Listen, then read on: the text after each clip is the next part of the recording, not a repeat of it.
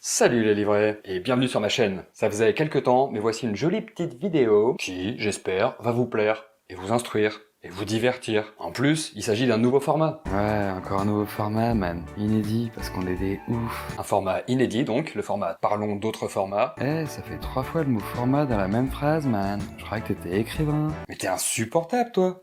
T'es qui d'ailleurs? Excuse, mais bon, si on a plus le droit d'être où on veut, quand on veut aussi, c'est trop abusé. Bon, on est donc ici pour parler d'autres formats que le livre ou que le roman, je veux dire, mais des formats toujours liés de près ou de loin avec l'écriture, cette discipline millénaire qui revêt tant de formes. Et aujourd'hui, on va se pencher sur le métier de scénariste de film, hollywoodien, un métier qui fait rêver avec des milliards de candidats, pour environ 12 élus. Du coup, on va aller voir un peu dans les coulisses, comment ça se passe, en vrai. Abonne-toi à la chaîne et sur Facebook, commente, mets des pouces bleus, achète ces livres. Eh mais t'es qui toi? Et vous êtes combien en fait? Et qu'est-ce que tu fous au juste? Bah tes promos en fin d'épisode là, ça sert à rien.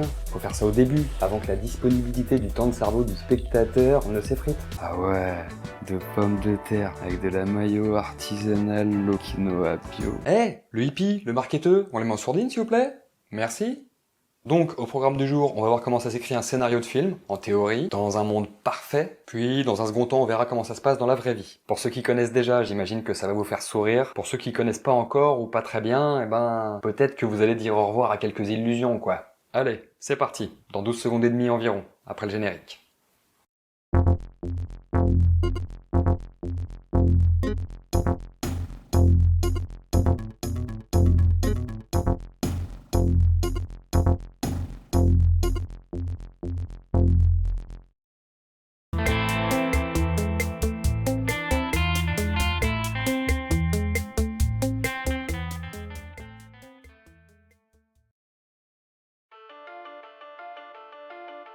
Cette merveilleuse histoire commence avec un écrivain au travail.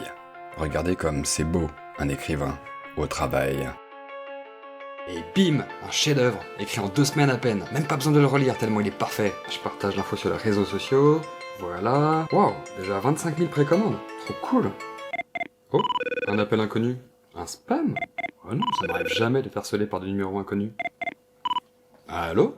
Hi, Mr. Grenier. Yes, hi. May I speak in French? It would be far better for me. A Bobby Double. Sublime. Je me présente, David Richman. Vous me connaissez forcément déjà, mais comme j'adore me la péter, je vous fais mon CV en 43 secondes. C'est quand vous voulez. Un go? Issu d'une famille fortunée, David Richman a grandi avec une cuillère en argent dans le cul, ce qui ne l'empêche pas d'être un type bien. Diplômé de Harvard, détenteur de plusieurs MBA en commerce, marketing, droit des affaires et histoire de l'art, il a touché son premier milliard à l'âge de 13 ans en coproduisant La Liste de Schindler et Titanic. S'orientant très tôt vers le monde de l'audiovisuel, David Richman ne reniera pourtant jamais ses valeurs humanistes et artistiques profondes. Et bien que très habile homme d'affaires, il est bientôt reconnu comme un des moteurs de la culture cinématographique moderne de haut rang. Il a lancé les plus grands, de Sergio Leone à Christopher Nolan, en passant par Woody Allen, Steven Spielberg, David Lynch, Denis Villeneuve et bien d'autres encore. Aujourd'hui parfaitement épanoui, David Richman, lorsqu'il n'est pas occupé à redistribuer sa fortune à des œuvres humanitaires, ne cesse que de chercher de nouvelles pépites cinématographiques à offrir à un monde enfin libre, fraternel et en paix. Enchanté. Et que puis-je faire pour vous, monsieur Richman? Je souhaite vous commander un scénario original de votre choix et de votre création pour un salaire de 10 millions de dollars, payé d'avance bien sûr. Vous disposerez d'autant de temps que vous le souhaitez, ainsi que d'une totale liberté créatrice. Je vous laisse 4 secondes pour réfléchir. J'accepte direct. Fabulous. Je sens que la suite de cette histoire va ressembler à une sorte de success story sous forme de roman photo. David Richman avait raison. Sans pression, disposant d'un budget illimité et de conditions de travail optimales, Guillaume Grenier travailla pendant près de 3 ans à un scénario ciselé aux petits oignons, mêlant aventure, humour, inventivité, ainsi que de formidables trajectoires humaines. Le tournage du film fut un modèle du genre, une sorte de masterpiece du cinéma, virtuose, inspiré, magique.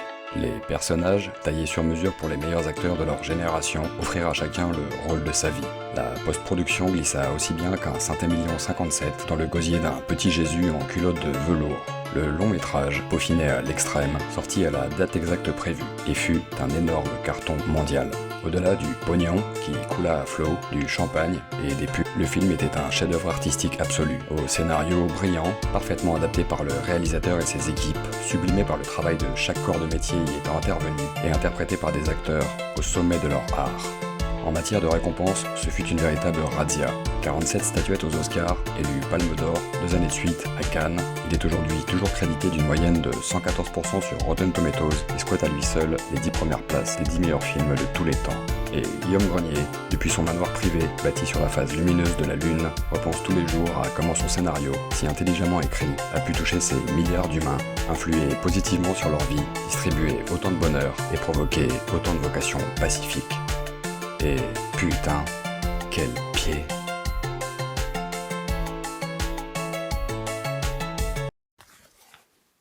Et ouais.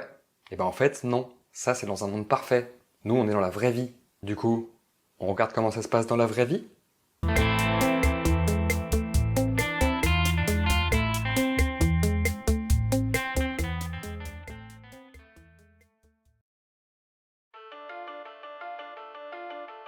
Cette merveilleuse histoire commence avec un écrivain au travail. Regardez comme ça galère, un écrivain au travail. Et merde, ça fait 4 ans que j'essaye, putain, j'arrive pas. J'en ai marre. J'ai aucune inspi. Bon bah, je vais partager ça sur les réseaux sociaux. Voilà, au passage. Et non, toujours aucune commande de livre. Mais merde, encore un appel inconnu. Putain, j'en ai ras-le-bol d'étarceler, de rien pouvoir y faire. Celui-là, il va prendre pour tous les autres. Allô? Allez vous faire enculer! Hi, Mr. Grenier. Yes? May we speak in English? It would be far better for me. Bobby Double. Great. Let me introduce myself. I'm Très Pressé. I'm famous, so you already know me. But as I love to flatter myself, I will do my resume in 47 seconds. At your command. Ben, allez-y. Issu d'une famille américaine moyenne, c'est-à-dire très pauvre, Trey Pressey a grandi en en chiant et n'a fini par se faire une place que grâce à sa propension à piétiner les autres, ce qui explique peut-être sa réputation de sale con. Sans diplôme, jadis condamné pour fraude aux assurances, blanchiment d'argent et abus de biens sociaux, écope de sa première année de prison à l'âge de 13 ans. Mais la vie a décidé de sourire au jeune Trey. Elle le fait alors rencontrer les bonnes personnes et à sa sortie du pénitencier, il se réoriente sur la voie de la légalité et le monde de l'audiovisuel. Pornographique. Trey Pressey commence, comme beaucoup, par un stage avant de gravir peu à peu les échelons. Devenu réalisateur, puis producteur, il se spécialise dans les films de zombies érotiques de série Z et dans la déglingue des années 2010, qui voit le public se tourner en masse vers ce genre de production, touche alors le jackpot. Aujourd'hui riche à millions, convoité par les plus grandes majors du secteur, dont Warner Bros, Amazon et Disney, Trey Pressey, lorsqu'il n'est pas occupé à assouvir ses vices, ne cesse que de mettre en chantier des centaines d'heures de contenu cinématographique et télévisuel fade, produit à bas prix, à très bas prix, à prix discount, dans un monde plus que jamais malade, oppressant, individualiste et en guerre. Et que puis-je faire pour vous, monsieur Pressé?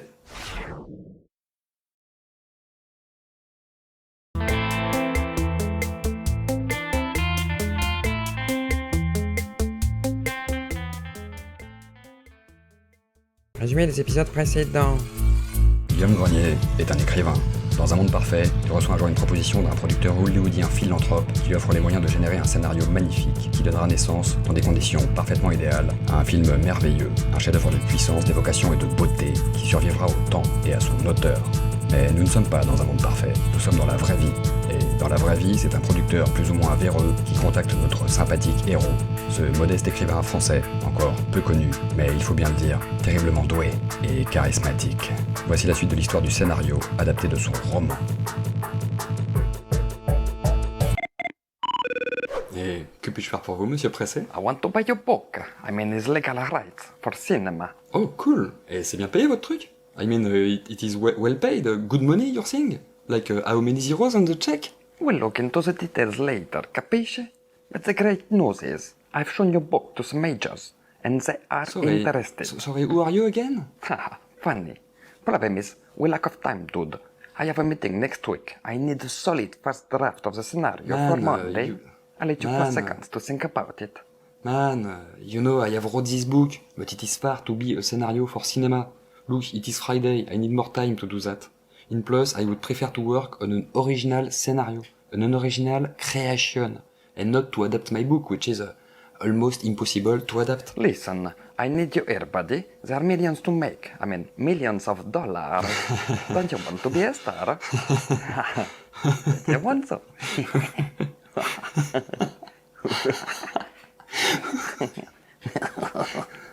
Guillaume Grenier était méfiant. Mais l'appât du gain pesait fort dans la balance. Et puis, il avait très faim. Sous la pression, dans des conditions précaires, Guillaume travailla pendant près de 3 jours à un scénario bâclé, bancal, creux, aux personnages caricaturaux et à l'action manichéenne. Il en eut honte. Le résultat était bien loin de faire honneur à son livre, pourtant excellent. Mais il lui était impossible de faire mieux en si peu de temps. Fébrile, il envoya tout de même le résultat le lundi suivant et attendit l'appel de ce producteur mystérieux, que Google connaissait, mais pas Wikipédia. Il attendit, pendu à son téléphone, mais aucun appel ne vint, et impossible de contacter Trey Pressey. Dieu seul savait où il était et ce qu'il pouvait bien foutre. Les semaines passèrent, puis les mois, jusqu'un jour... Allô? Mr. Guillaume, Oh, Mister vachement pressé. you have great news. I've shown your stuff to... Pour des raisons évidentes de on parle pas trop bien anglais et les sous-titres ça fait chier, on va dire à partir de maintenant que tous les intervenants anglophones de cette histoire s'exprimeront dans un français parfait. Reprenons. Figurez-vous que votre interlocuteur jouit de cette chance de disposer d'éléments d'information tout bonnement... Pour des raisons évidentes de ça fait chier, c'est pompeux, c'est trop long, tous les intervenants s'exprimeront désormais dans un français de la rue classique. Et parfois, certains auront des accents rigolos, choisis aléatoirement par le narrateur. Allez, on y reva. J'ai des bonnes nouvelles, mec. J'ai montré ton scénar à des types et ils ont kiffé. Je me suis pas tiré sur la nouille en attendant, j'ai fait un premier montage financier. On va le faire, ce film. On va l'adapter au cinéma, ton roman. Écoute, c'est génial, mec. On parle toujours bien de Kiet Chasnefin, le space opéra initiatique, à grosse ambition, revisitant le mythe de Faust, la Bible et donnant enfin une réponse définitive au sens de la vie. Ouais, celui-là même. Ils ont kiffé. Ils y voient un blockbuster multi-oscarisable. Peut-être même la franchise à succès de la prochaine décennie. Waouh, ça a l'air prometteur. Ceci dit, monsieur Pressé, permettez-moi de mettre les choses au clair tout de suite. Il est hors de question, pour moi, de vous céder les droits de mon livre aveuglément. J'ai une démarche artistique bien définie, des valeurs auxquelles je tiens, et oserais-je prononcer le gros mot, une véritable éthique. Je connais que trop bien les pièges de la production de films, la place réservée aux scénaristes, les milliers de compromis dévastateurs imposés par certaines productions, et je sais combien de scénarios brillants accouchent parfois de bouillie à l'écran. Chasnefin, c'est mon bébé, j'ai consacré 53 ans de ma vie, je serai intransigeant quant à son adaptation en film et ne ferai aucun compromis. J'entends, mec. C'est cool. On est sur la même longueur d'onde. Ok, alors c'est merveilleux. Elle est cachée où la mauvaise nouvelle? La mauvaise nouvelle, c'est que des types ont tout de même trouvé la version un peu bâclée, quoi. Bah ouais, souviens-toi, évidemment, je l'ai fait en 2 jours. 2 jours, ouais, voilà. Faudra une version améliorée, disons, définitive, dans 2 jours, pour lundi, donc. Et ouais, mec, à nous les dollars. Allez, je te laisse bosser. Je compte sur toi, hein, Guyon. Rien d'impossible à tout bon américain qui en a la volonté. Allez, ciao. Mais... Guillaume Grenier était toujours méfiant, mais l'appât du gain pesait désormais gavé fort dans la balance. Et puis, il avait tellement faim qu'il en aurait mangé de la terre. Sous la pression, dans des conditions précaires, il travailla pendant près de 2 jours à améliorer son scénario tant qu'il le pouvait, sachant évidemment d'avance que le résultat serait à peine meilleur que la première version. Fiévreux, il parvint à envoyer quelque chose le lundi suivant et attendit le retour du producteur. Les semaines passèrent, puis les mois, jusqu'un jour...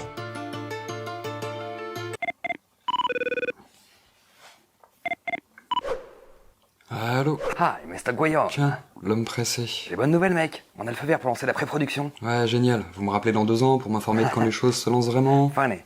On est parti sur un budget prévisionnel de 200 à 260 millions de dollars. On a commencé à remuer le panier de crabe et en gros, tout Hollywood est prêt à tuer ses propres parents pour jouer dans ce film. Ah bah ok, je m'attendais pas, c'est génial. En plus, j'ai anticipé cette fois-ci, j'ai pris 6 mois pour peaufiner le scénario. J'en ai fait quelque chose de grand, avec un souffle puissant, où le réalisateur aura une réelle liberté Ok, pour... Superman, on en reparlera plus tard. L'urgence du moment, c'est de sécuriser le casting.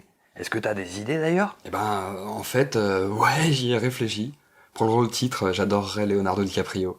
Dans celui de Chasnefin, évidemment, Brad Pitt. Meryl Streep serait géniale en nécromancienne, et Scarlett Johansson, parfaite en encadrante Lady Shadow. Pour le Cage, je verrai bien Dominic Cumberbatch, ou pourquoi pas, si vous arrivez à la voir, Luke Perry.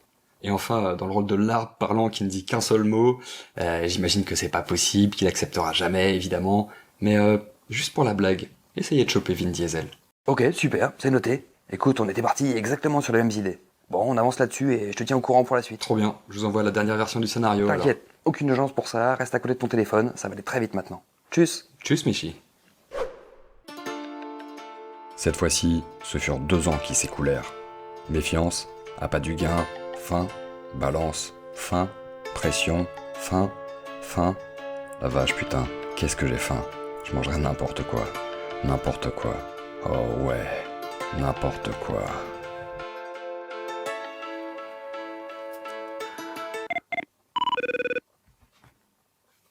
Hi, Mr. Garnier. Aïe. Ça y est, c'est parti. Bon, il y a eu quelques micro-changements. Le budget est passé de 250 à 12 millions de dollars et on n'a pas eu tous les acteurs qu'on espérait. Mais on a eu Luke Perry et Vin Diesel. Et on a pris les petits jeunes de la dernière série Netflix, tu sais, celle sur les ados justiciers, mi-vampires, mi-sadistes, qui montent une école de danse LGBT. Bon, en revanche, le casting a bouffé presque tout le budget. On n'aura plus assez pour tous les effets spéciaux. Il va falloir reprendre le scénario, sacrifier ou bricoler la plupart des scènes les plus chères. Marrant, pourquoi est-ce que tout ça, ça m'étonne pas? Mais reste optimiste, mec. Ça va être un grand film, américain. Le budget, ça fait pas tout. On a un super scénario, des super acteurs, on va cartonner. Allez, à plus. Dans le bus? Merde. Merde. Méfiance et faim restaient les mots d'ordre. Mais les choses bougeaient réellement cette fois-ci, et alors que le processus de production se mettait en branle, les coups de fil s'enchaînèrent désormais beaucoup plus régulièrement. Hi, Mr. Geno. On a lu la dernière version du scénario. C'est très bien. T'as bien charcuté toutes les scènes trop chères. Mais même la scène de fin, il va falloir l'enlever. L'enlever? Mais pour mettre quoi à la place? Je te fais confiance. Tu vas y arriver. C'est toi le scénariste ici. Allez, champion, on va cartonner. Ah, Mr. Garnary. Alors, on n'a pas réussi à avoir David Fincher. Ridley Scott a décliné aussi. Il avait adoré la toute première version du scénario, mais là, il va être occupé pendant plusieurs années avec sa trilogie préquelle de Prometheus. En revanche, super nouvelle, on a réussi à arracher Scott Fast. Qui? Scott Fast. Qui? Mais si, le type qui a fait le dernier clip de Madonna, Like an Old Virgin. D'ailleurs, bouge pas, il va t'appeler. Bonjour, je suis Scott Fast.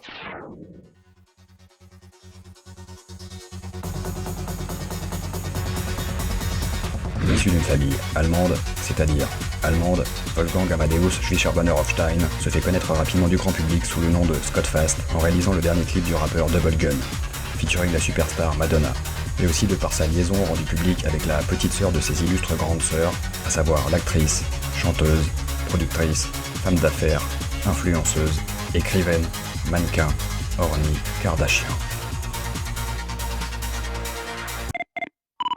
Bonjour, je suis Scott Fast. Je suis enchanté et je suis aussi Scott Fast.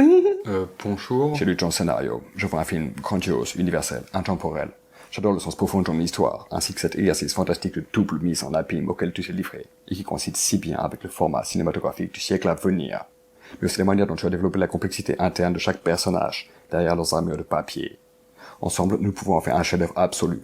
Et je compte bien traiter chacun des 14 niveaux de lecture différents inhérents à ton scénario, sans oublier de rendre hommage à ton roman qui a servi de base à tout ceci, en plaçant intelligemment dans mon film des références parfaitement dosées.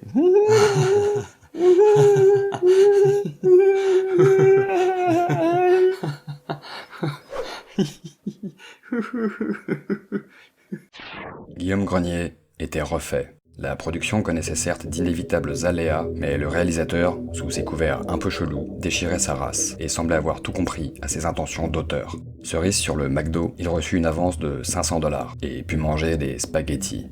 Mais il y eut d'autres coups de fil. Ah, Mr. Gone. Alors, tu vas rien.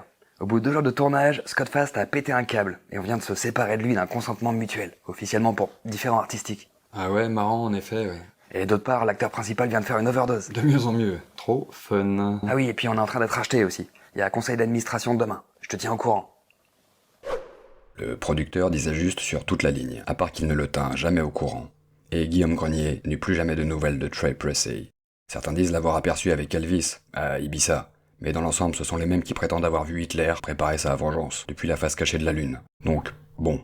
Mais l'histoire ne s'arrête pas ici. Car un jour... Oui, allô?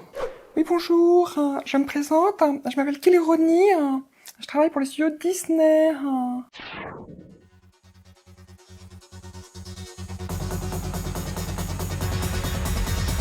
Issu d'une famille quelconque, dans un pays quelconque, Kelly Rodney a la particularité, contrairement à l'immense majorité de ses collègues, d'être née sans pénis entre les jambes. C'est à la force de ses petits bras musclés qu'elle a gravi toutes les marches, n'hésitant pas à jouer des coudes, à toujours monter au front et à poignarder dans le dos, ce qui explique peut-être sa réputation de sale conne. Devenue Senior Major Executive Producing Manager dans la branche Filmmaking Disney Branding Foundation du géant américain du divertissement et notamment du cinéma, elle s'est spécialisée dans le rachat de studios en faillite afin de les incorporer à la grosse machine qu'est Disney et de maximiser les gains en dollars, quitte à parfois faire passer les tableurs Excel avant l'aspect humain. son absence totale d'empathie pour ses congénères et son déficit radical d'émotion, qualité ravissant ses employeurs, lui permettent ainsi de produire, chaque jour de l'année, un véritable travail de robot. Nous venons de racheter la société de production Cosa Nostra, anciennement dirigée par Monsieur Presset. Ils nous ont actuellement le tour de leur catalogue et de leurs projets en cours. Nous devons hélas dû mettre un terme au tournage de Qui veut la peau de Chesney Rabbit. Mais le board a décidé de retenir ce projet et de le relancer proprement. Attendez, je vous arrête. C'est Qui est Chesney Finn, le nom de mon roman? Oui, mais on préfère plutôt parler de Qui veut la peau de Chesney Rabbit ici, chez Disney. Nous relançons donc proprement, disais-je donc, avant d'être coupé, le projet de long métrage. Le budget passe de 12 à 250 millions de dollars. Nous avons engagé tous les acteurs désirés. Il ne nous reste que le choix du réalisateur. À ce sujet, dans une petite heure, nous ferons entrer les 3 finalistes les plus motivés, à savoir David Fincher, Ridley Scott et Sergio Leone, dans une arène. Nous les armerons lourdement et le survivant aura la chance de réaliser le film. Écoutez, c'est magnifique. C'est vrai que les coupes budgétaires avaient totalement défiguré le scénario. Mais là, si on repart de zéro, sur quelque chose de vraiment ambitieux, c'est fantastique. Alors oui, à ce propos, nous allons avoir besoin de retravailler fortement le scénario, afin qu'il corresponde à la charte éthique Disney. Eh ben, pourquoi pas, je suis disposé à en discuter. Mais comme je l'ai fait avec votre prédécesseur, permettez-moi tout de même de mettre les choses au clair tout de suite. Il est hors de question pour moi de vous céder les droits de mon livre aveuglément. J'ai une démarche artistique bien définie, des valeurs... Moi, je vous arrête, cette discussion est purement informelle. Notre armée d'avocats a travaillé sur le dossier, et tous les droits de votre livre viennent de vous être retirés. Rien de personnel, rassurez-vous. Nous avons juste su nous appuyer sur quelques brèches contractuelles bien pratiques. D'ailleurs, si vous songez à nous attaquer en justice, libre à vous. Nous vivons tous dans un pays, les États-Unis, au sein duquel rien n'a plus d'importance que la justice et la liberté. Valeur particulièrement chère à la maison de Disney. Sachez néanmoins que dans ce cas de figure, nous avons déjà prévu un plan de riposte à plusieurs échelons, incluant annihilation de votre image publique et lourde contre-attaque judiciaire au motif de plagiat d'une de nos œuvres au hasard. Ce qui vous vaudrait, en première estimation, je relis mes notes, une condamnation allant de 60 à 120 années de prison dans notre pénitencier de Ting Ting. Ceci étant dit, je vous remercie pour votre accueil et votre temps et vous souhaite une excellente journée, monsieur. Comme dans toutes les belles histoires hollywoodiennes, les personnages sont parfois confrontés à des coups durs qui mettent d'autant mieux en exergue les facettes lumineuses de la vie. Guillaume Grenier n'engagea pas d'avocat et vécut beaucoup d'autres aventures. Mais je me disperse, il s'agit d'une toute autre histoire, à suivre sur la chaîne YouTube Guillaume se livre. Notre histoire concerne le scénario de ce film prometteur, dont la presse parle déjà, alors qu'il n'existe pas encore, et que le public, gavé de teasing via tous les écrans disponibles, attend désormais tel un adolescent en manque de nicotine, à savoir avec une impatience frustrante, savamment maîtrisée par autrui.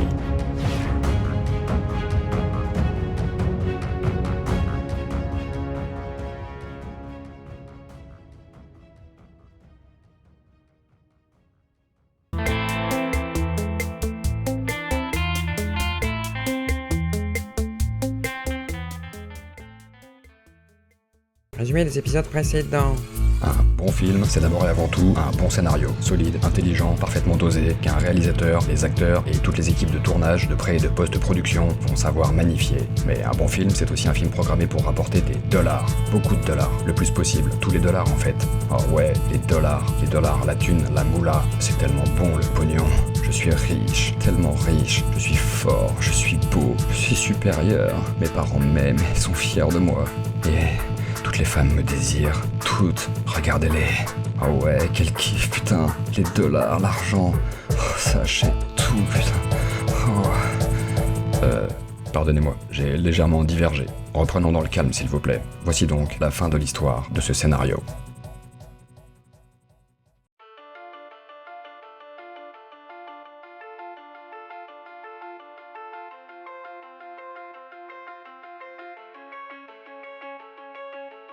Et bim, il s'agit d'un chef-d'œuvre absolu. Oh, un appel.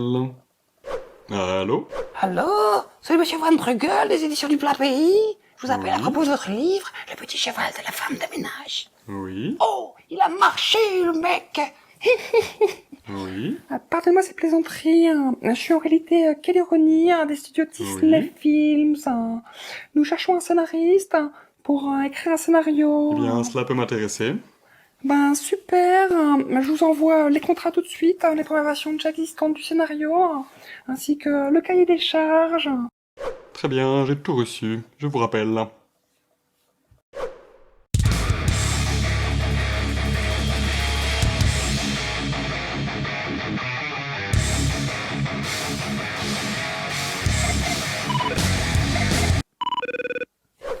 Oui, allô? Oui, bonjour, c'est Scénariste Bonjour. Lambda 1 à l'appareil. Je viens de vous envoyer mon travail. Écoutez, j'ai fait ce que j'ai pu. C'était pas facile. J'ai enlevé la plupart des éléments inquiétants, stressants, violents et érotiques pour que ce soit plus en ligne avec votre public. Je me permets tout de même d'émettre quelques doutes. À la base, le roman est tout de même un thriller horrifique à tendance érotisante pour un public plutôt adulte.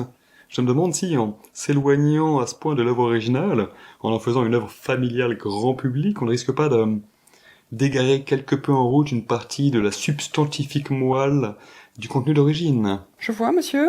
Je suis sincèrement désolé que vous nous forciez à en arriver là, mais nous allons donc être dans l'obligation de nous séparer de vous, d'un consentement mutuel, officiellement pour différents artistiques, et nous gardons la propriété de votre travail, bien sûr.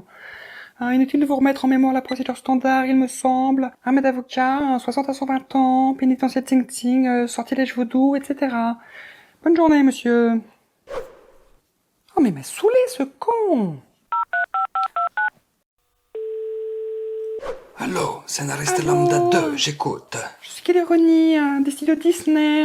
Est-ce que vous serez disponible pour travailler sur un scénario? Avec plaisir, mais pas à n'importe quelle condition. Mais bien entendu, cher monsieur.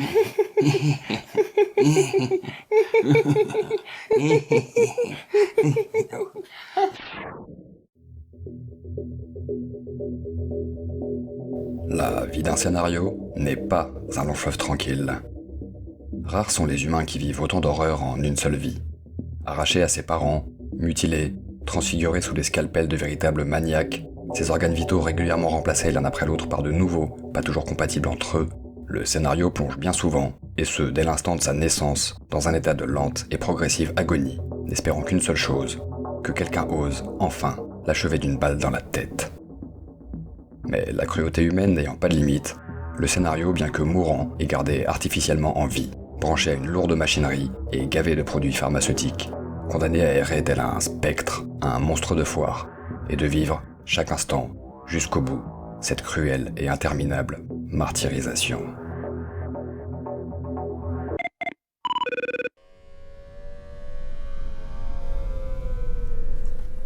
Bonjour, je m'appelle représentant de la production 2. Je remplace Kelly Roney. Je viens de sortir de la réunion du board où a été décidé que le personnage principal allait finalement être une femme, si possible métissée. Le personnage principal, mais c'est un robot, asexué, spécifiquement de couleur blanche. Écoutez, c'est vous le scénariste, hein. Si vous n'êtes pas content, vous connaissez la procédure. Les avocats de Tom Hanks ont réussi à négocier 17 minutes de temps d'écran en plus pour leur personnage, et aussi le fait qu'il ne meure pas à la fin. Mais c'est justement ce que raconte l'histoire, l'enquête pour comprendre pourquoi son personnage est mort. Il sera beaucoup moins mystérieux si son personnage apparaît un quart d'heure de plus. Bonjour, c'est représentant de la production 4. Vous allez rire, il y a un récent sondage qui change tout. Le public qui raffole de la dernière expédition sur Mars. Faut donc que le film se déroule au moins en partie sur Mars. Oh, puis les avocats de Vin Diesel ont eu gain de cause finalement. Leur client jouera pas un arbre, son visage doit être reconnaissable, c'est comme ça. Ah oui, et une dernière chose, les premières bandes annonces montrent un très fort intérêt du public pour Yetiti, le monstre gentil. Yetiti? Ouais, c'est comme ça que l'appellent les gars du marketing. Ils en sont gaga. Ils ont commencé à le vendre partout, en produits dérivés, en partenariat d'images. Attendez, vous parlez du yak qu'on aperçoit vaguement dans le premier plan de la pré-bande-annonce? Il y a aucune place dans le scénario, c'est même pas un personnage. J'ai compris, je me débrouille, je note. Sur Mars, plus d'arbres, et Yetiti, rôle important, ami des héros, et personnage consensuel. Voilà. Alors du coup, les personnages joués par Double Gun et Luke Perry viennent de libérer la princesse sur Mars, décrivent de fifou le lapin très méchant, avec l'aide de Yetiti et de tous leurs amis. Il faut que je rebosse sur la transition qui va amener le groupe d'amis à intégrer l'école de danse, les amis des gens différents qui sont en fait comme nous, dans la Nouvelle-Orléans en 1927, et les faire rencontrer Elvis, Pikachu et Kennedy pour former la Ligue des Justiciers Disney. Bon bah, au boulot. Finalement, après 14 ans de travail acharné, 127 versions différentes du scénario, 36 scénaristes épuisés à un moment ou à un autre du processus de création, le tournage du film Qui veut la peau de Chasney Rabbit, renommé en cours de route Elvis Desclous, les origines de la Ligue Fantastique, commença sans scénario. Comme toujours dans ce cas de figure extrême, c'est-à-dire, comme toujours, on fit appel à un fixeur, à un script doctor, bref, un pompier de service. Ce fut Bob Solette, qui avait déjà sauvé au dernier moment Star Wars, Jurassic Park, la trilogie Dark Knight, ainsi que les Avengers 3 à 12, qui fut engagé à prix d'or. Logé sur les lieux du tournage, il débita, au dernier moment, quasiment en temps réel, souvent du jour pour le lendemain, un ensemble de dialogues fades, en utilisant un panel de procédés scénaristiques éculés, mais passables. La première version montée du film, miraculeusement correcte, fut logiquement charcutée, achevée de 65 balles dans la tête par les producteurs qui, lucides, sentant l'accident industriel poindre, décidèrent de réduire la durée du film à 1h22, ceci afin de pouvoir caler plus de séances au cinéma dans une journée, et donc de sauvegarder quelques précieux pesos.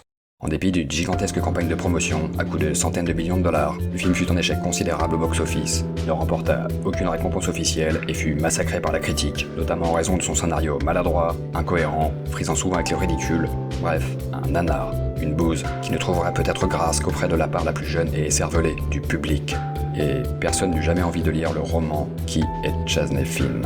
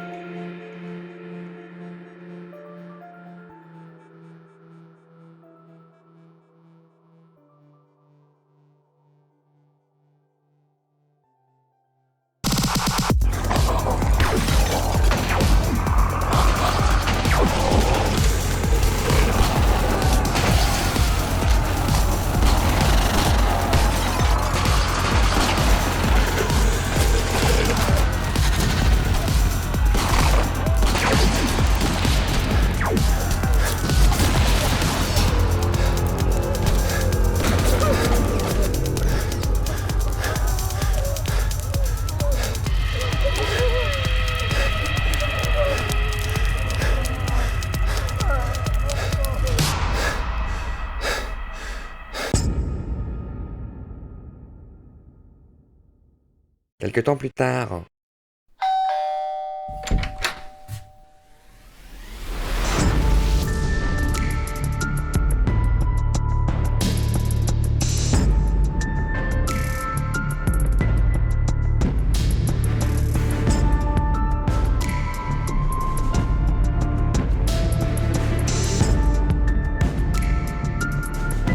Je t'avais prévenu, Johnny.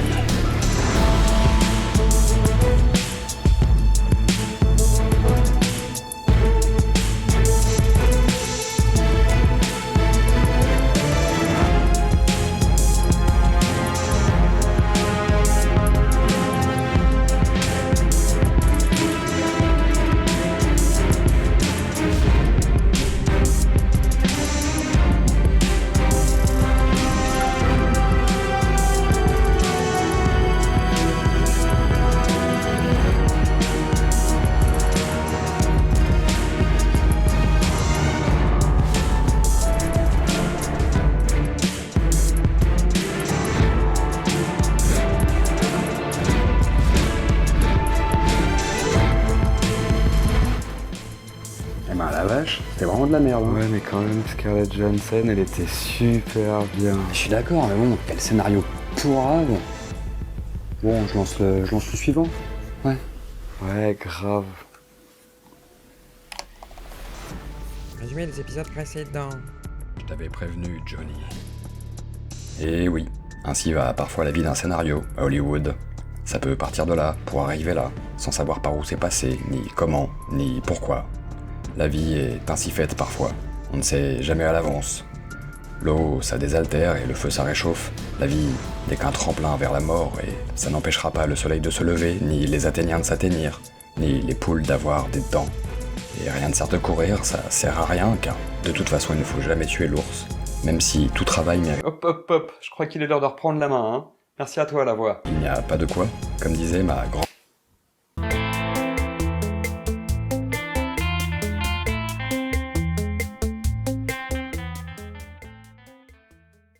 Bon, c'était un peu caricatural tout ça, évidemment. Mais au-delà de la caricature, c'est un peu comme ça que ça se passe quand même dans la vraie vie, hein. Les processus de création de films sont des grosses machines à Hollywood. Entre les desiderata fluctuants des studios et des acteurs, le manque perpétuel de temps, engendrant des courses contre la montre permanentes, comme le disait un jour un mec armé d'une pelle, non, pas Bernie. L'autre. C'est toujours un petit miracle quand, à la sortie d'une telle machine, un film se révèle ne serait-ce que bon. Nombreux sont les témoignages d'acteurs, de réalisateurs, de scénaristes qui parlent de ces différents écueils. Écueils qui peuvent facilement ruiner tout projet de ce type. Sans exception. Aussi bons soient les matériaux de départ lorsqu'ils existent, et aussi talentueux soient les scénaristes. J.R.R. Martin, le papa de Game of Thrones, en a par exemple beaucoup parlé de sa première expérience de scénariste, bien avant de connaître le succès que l'on sait. Il a raconté sa frustration à devoir se restreindre systématiquement pour des raisons de budget, de devoir couper de belles scènes ou des personnages importants parce qu'on nous l'impose, et au final d'en venir parfois à détester le produit final, au point même de le renier. Et c'est vrai, bien souvent que reste-t-il du matériau ou du scénario d'origine lorsque le film sort au cinéma?